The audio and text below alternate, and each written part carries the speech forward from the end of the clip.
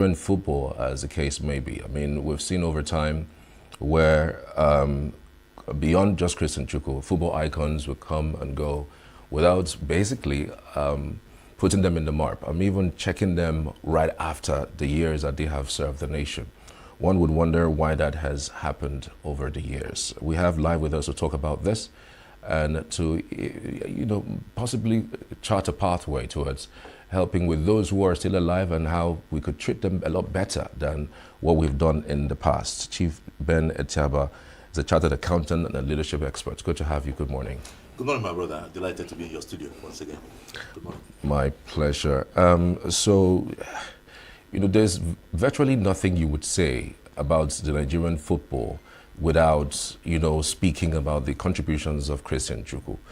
And we're using him as a pillar to talk about how NFF has treated the football icons that we've had in the past. Do you think that his death again highlights those issues that we have had with the way and manner that these icons have been treated? Oh yeah, most definitely, because these are men that gave quite a great deal of their active lives to Nigeria, to the country. And of course to various clubs. And they are dying off one by one unsung. They are dying off being owed quite a lot in salaries, outstanding, gratuity, in pension, no welfare package at all. So you begin to wonder if it's actually worth it to put in so much in the service of the country and of the people.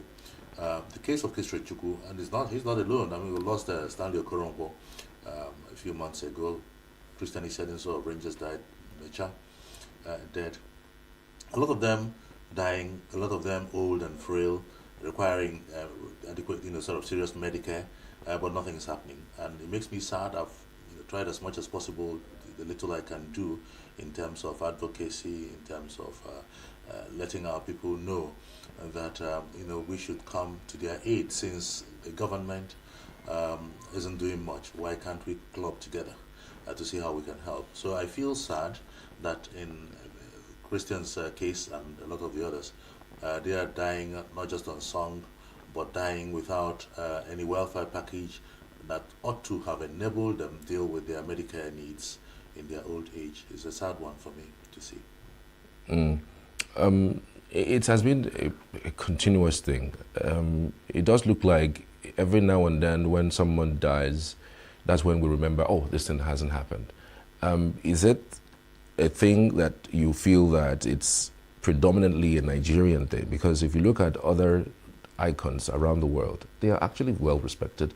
And even after they finish, sometimes some of these games, the work don't even have a pension, a gratuity kind of thing. But when you see other people who are in their old age in other climes, they tend to have a special package from the government. Yes, I think it's predominantly a Nigerian thing. I won't even say an African thing, because, and of course, obviously in the Western world, you won't get this kind of thing. Because I can't imagine this happening in Liberia, in Cameroon, or in Ghana, where the government who got the benefit of the services of these players don't seem to be interested in them as the coach of the Super Eagles. Nobody bothered about paying him, not even to talk of added benefits of having served the nation. So I think it's predominantly a Nigerian thing. It's not an isolated case, and it is a sad one. Right. Let's talk about his influence and how he, his legacies. What do you think that the young ones, the coaches of today, and then the players of today can learn from some of the things that he did while he was still alive? Okay, I think the most important thing to learn is ethics and professionalism. The fact that hard work, there is no substitute for hard work. You need to work hard, you need to put in the time, the effort to be able to achieve the results. They did, and that's part of why they are suffering in their old age, because they put in so much and it's coming back to haunt them in their later years. And also, what we were talking about earlier, we seem to be living in a country where the terrible things have become normalized, where if you try to do things the right way, you're seen as somebody who's crazy, who's odd, who's eccentric, and all the bad ones are now, the things that are running our lives and seem normal to many people, which I can't understand. But the young ones should look at them, look at these heroes. I mean, quite a lot of the young ones will even know where they led the charge to the recovery of the Igbo nation after the devastating defeat of the war. And they made us feel that we were not inferior to any tribe, we were not inferior to any group of Nigerians, because they were winning matches left, right, and center for demoralized people. That was one of the fastest and the best ways of getting integrated back into Nigeria. Nigeria is our country, and even without wanting to go to civil war, I don't think anybody wanted to leave Nigeria. It was a battle for survival of a race, and after that, the best thing to do was to get back fast and integrate into the bigger nation, and they helped towards that. And forever, I'll remain grateful to them, and that's why I do the much I can or the little I can. But I think I want to grow old and look back and think, oh, whatever I could have done, I have done for them. Yeah, indeed. And that's also part of what I felt in Christian Chukwu's case. When he died, I reconciled myself with death, and I kind of felt when I was going to visit his family, look, I did what I could have done for Christian. Not much at all, but at least what I could have done, I did. Yeah, and you see, when you look at the way and manner that he died, and then the young people, you tend to want to get inspired by his acts and actions. But the tail end of it, I mean, like you just mentioned, the move that they all made at that time, right after the Civil War, the charge that they took in order to get us happy and excited again right after the war. You would think that when somebody looks at that and see the contributions that they have made and see how they have died, you wouldn't want to be inspired anymore to want to go through that trajectory. No, you see, we know that things are not right at the moment with us as a people, as a nation. So even when you see how these guys have been treated, it should not demoralize you. But I'm an optimist, ever an optimist. I always see the glass as half full rather than half empty. I always believe that tomorrow will be better than today. So this should actually serve to, sort of light the fire, anger us enough to want to prove that hard work can be rewarded, and put in the time, because you need to put in the time, you need to put in the hard work before you can complain that the system has let you down. So I think that we cannot continue this way. We're bottoming out. I can't see us sinking any lower than where we have sunk already. I felt this a few years ago, and see where we are today. But having said that, I think things can only get better because we're really in a mess at the moment. Yeah, that's what I'm saying. I mean, so why would somebody want to do anything to improve the situation or to even get inspired by the things that these people did when they see that the reward is penury? Yeah, I see part of what is happening as the process towards national development. We keep saying we have a country of many nations, but not a nation. That is true. And but nation building is not done in a year, not even done in 5 years. Some countries move much faster than that, but it's been very difficult for us to integrate since 1960. And but at some point, something will give, and that will lead us to it. Look at what's going on in some countries of in the Sahel, in Africa. I'm not advocating we have a coup in Nigeria. I'm not advocating that at all. That's not my.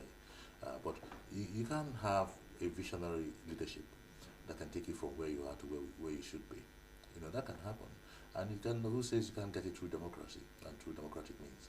So, and you cannot get it even with the people there. You never know. God can touch anybody's heart and get them to see the light instead of darkness. You just mentioned leadership in terms of integration. We haven't really integrated so much so to be a nation. Should that be blamed more on the people or the leaders? On the people. On the people, if you ask me. You see, I'm sure you've heard the saying that the leadership you get is what you deserve. I'll give you an example. Why will you go out and vote in an election as a people, and the result of the election is changed, and you sit back and do nothing about it. You Hmm. let it be. It's your fault. You know, don't expect our leaders to be benevolent. They're in it for themselves. All man, sort of to himself and God for to us all, or for us all. You see, I blame the people.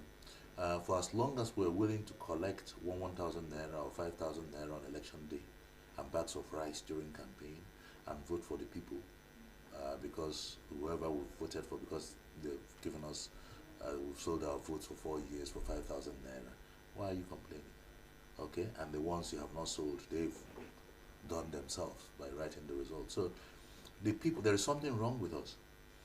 People like me go around talking and they think we're mad. I will keep talking for as long as I can. Because if it takes, sort of one person listening to me to change their view and begin to also speak the same way, I'm not saying I have all of the knowledge. There are so many people like me, and there are many people who can say what I'm, articulate what I'm saying in a better way and achieve better results. But the little I can, like I said, I keep doing. You can't give up. That's the main thing. You cannot give up. We'll have to keep trying. The only time you give up is when you're 6 feet under, when you lose that breath, the final one. It looks bleak, really. I mean, it's almost as if there's nothing that's happening, basically, when it comes to things like this. But on a final note, as someone who is an advocate for a great deed, for goodness of this country, what exactly do you think that we can take away from the life that he leads, and the life that he has left us, and then the football in itself, what we can pick and that we can imbibe into what we have right now? Okay. Christian, if you sort of know his background, wasn't born with a silver spoon in his mouth. He came from a normal background, and he was able to impact to a level that we're discussing him in the studio this morning. Okay, so what it does show is that you can distinguish yourself despite your background. It can be any background. I'm not saying there's anything wrong with being born with sort of from a well-heeled background. No, but you can distinguish yourself anywhere you find yourself by imbibing the ethics of hard work. Okay, that's one. Secondly, we have come to see through him and a number of others. Football is a team sport. It's not a one person. It's not like golf that one person can play. But we have come to see through him and others that football is a uniting factor for us as a nation. That we can actually use sports as part of a major tool, or being a major tool towards nation building. That's the major lesson to learn. But having said that, you cannot use people and dump them. You cannot achieve the potential that sports offers us if we fail as a leadership or as a people to handle the benefits of that cohesion the wrong way. Okay, so what the lesson, the most important lesson we learn, and we have seen over the years. Look at today. If there's if Super Eagles are playing any nation, nobody cares if the goalkeeper is Hausa, Yoruba, or Igbo. Nobody cares if it's Mudashiru Lawal or Shego Degbami or Stanley Okoronkwo that scores the goal, or who, I don't know, the modern players these days, who are sort of playing for us. But we, as a people, should treat sports as a very major and a very important part of the jigsaw puzzle, and use it as a major tool towards nation building. We need to build a nation. That's the feeling I want to leave. We need to build a better nation. Don't have a nation at the moment. All right, I want to leave it there. Chief Bernard Chaba, the Chartered Accountant and Leadership Expert. Many thanks for your time. Thank you. We truly appreciate you. Thank you, so I appreciate you. All right. I want to appreciate every one of you for being part of the morning show. We're connecting to Abuja studios, where my colleagues are waiting for the continuation of the morning show. Stay with us.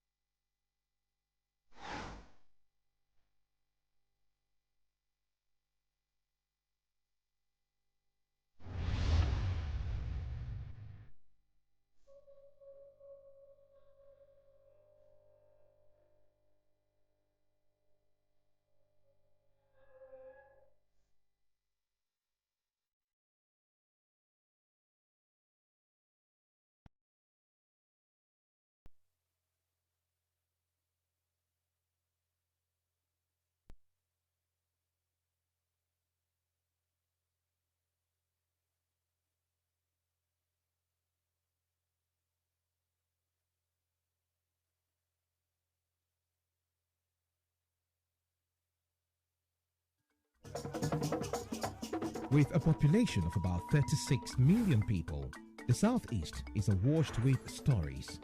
Every day on Southeast News, we tell the peculiar story of the Southeast and her people. Our Southeast should be the Silicon Valley of Nigeria. Their successes, achievements, and daily challenges. Do you have a Southeast story to share?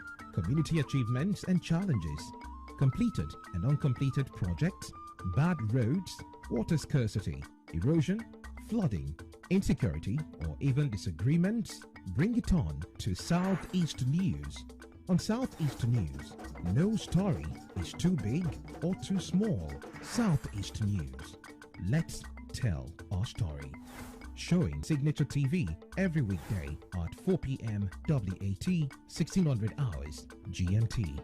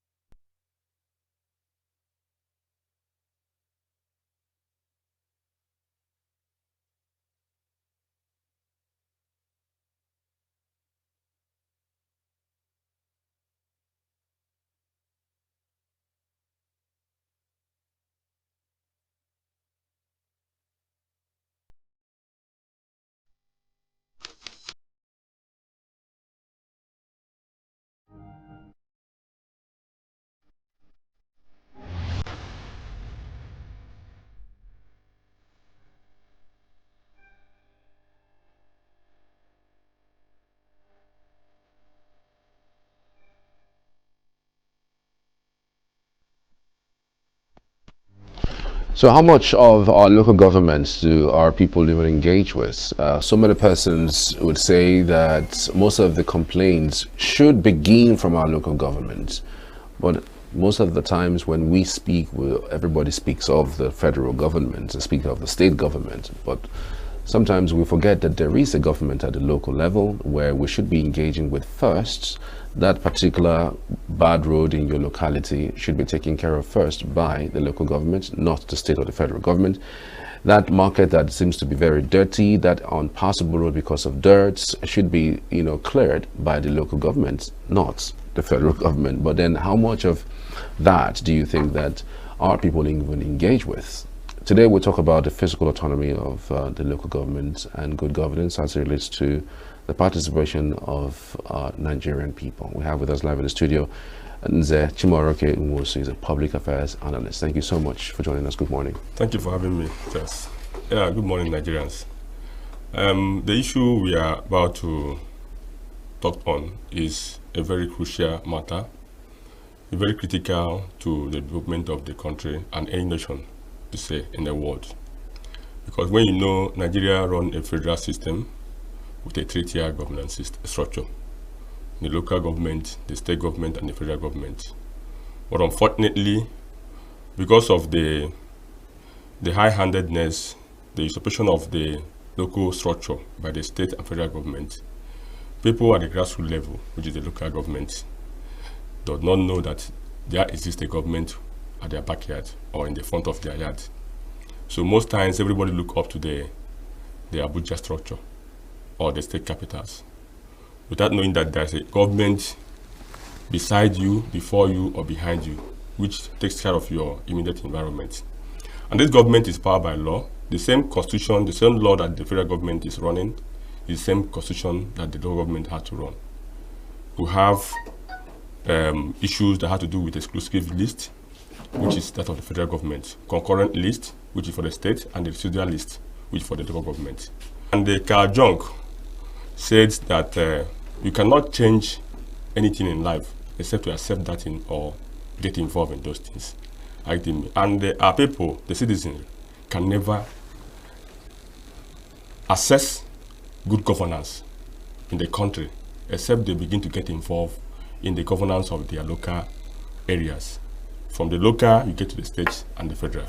So that is how bad it is. So it is important that we, the citizens, at the local level, begin to engage with the local structure, ask questions where necessary, and monitor what is happening at the local government. Get involved in what it's doing.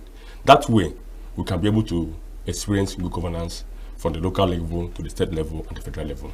That's what I think we should do. And that means that the citizens' involvement and community involvement is very germane, is very key to getting good governance in the country. Right. I mean, the way you put it looks so easy. But again, why do you think people have refused to engage with the state government and by extension federal government? The federal government has given autonomy to the local government. So what we see in practice is maybe state government still finding it difficult to let go of the local government. So for you, do you think that the federal government is still to be blamed about what's going on? Yes, I think so. Because we run the federal structure, the federal government has still occupied a very high position to controlling, supervising both the states and the local government, but not to crush them. The powers given to the federal government is that which oversees the federation, which the local government is part of. I think the July 11, 2024 Supreme Court judgment was only in theory.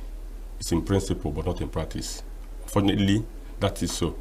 Because if you look at that judgment, it has washed off the hands of the state government or the federal government on the affairs of the government. But then we have to do with fiscal autonomy, meaning that their expenses, their money should go to them and they spend it the way they want it, the way it will benefit the people. But the grapevine informations about what is happening or what we are seeing in reality, since that bonus and the federal government, to allow them for a period of time when they will begin to lay their hands off. Most states at this moment doesn't have a existing government structure. And it is a law, both constitutional law and case law, that no government can be established in local government areas except by democratically elected officials. So most government in the country today, most states in the country, doesn't allow for local government system to work because they don't want to allow the election. Because the area that gave them the power to make laws, even the local government, made it possible that they can appoint caretakers. They can appoint social administration, which is not known. The governance structure in the country, including the government, should be by democratically elected officials. So as you do election for the federal government, you do the same for the state, and also the same for the local government. When you look at the states around the country, see that most states, like I said, don't have a single. So which structure of government will you send the money to work for those monies and told you that they're spending it for the local areas, that the roads they are doing are for the local people. Therefore, they wouldn't want their hand to them. So most of them that also have elected officials only give them pathway notes to pay, to carry out overhead and then pay salaries. And that's the end of it. And when you look at the first schedules of the Constitution, there are items that local government get involved, are principally involved. The issue of healthcare, primary health delivery, is for local government. The issue of social economic infrastructure is for local government. The issue of education is for local government, primary education. But when you look at the country today, you will not see where those things are being taken care of by local government. Either the state government are taking care of it or the federal government. Just of recently, the federal government approved the establishment of 8,800 primary health centers in Nigeria. When you say the Supreme Court have ruled that there should be a local financial autonomy for the local government. So if the federal government is still approving such number of health centers for all the local government in Nigeria, what are you trying to tell us about the law that has been passed? Both the case law and the constitutional law. So it means that both the federal government and the federal government are complicit in this matter issue. So the law and the judgment of the Supreme Court is just in theory or in principle, not in practice at this moment.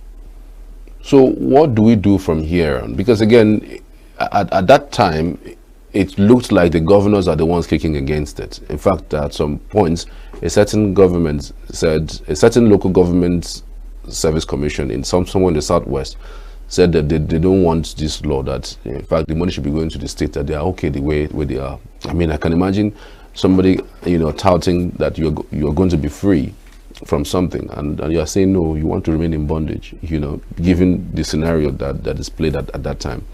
But I'm just wondering, at some point, it felt like the governors were the ones that are against it, because the federal government was the one that went to court regarding this matter. So now it's kind of confusing whether these monies have already been released, because I see some local governments do some things. It's not like all local government are not doing anything. There are some local government, even within ENUGU state, that we know that are flagging off roads, that are even purchasing vehicles for transportation of within the within the locality. So you would assume that these monies are already going to the local government.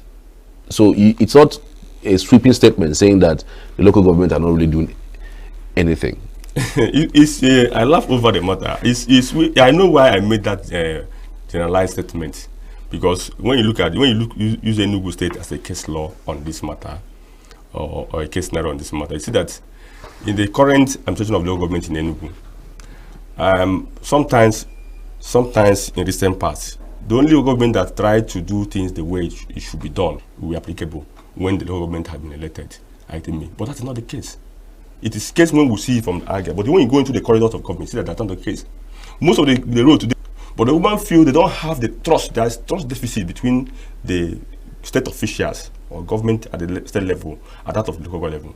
They see local government officials and leadership as those people who are coming from nowhere, who want to come and make from what the public good, the entire resources that belongs to them to operate.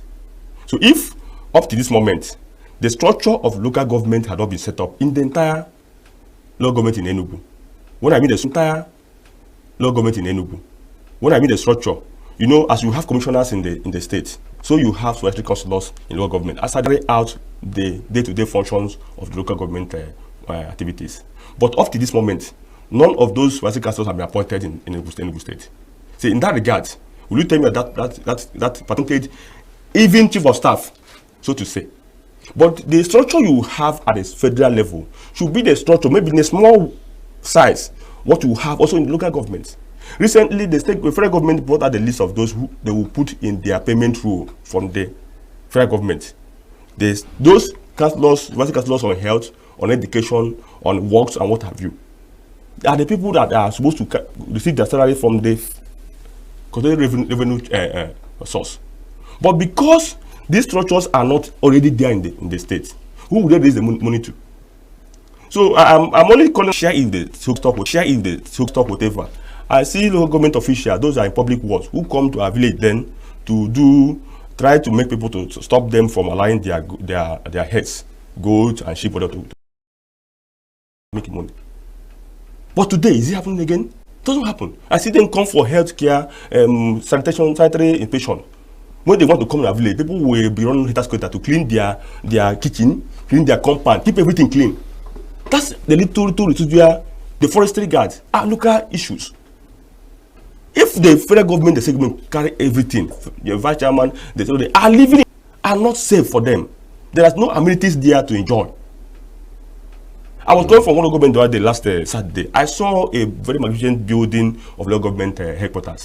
They say it's chairman's lodge or whatever. But nobody, we have more than 28 oil wells then. Our local government chairman at that time, we work with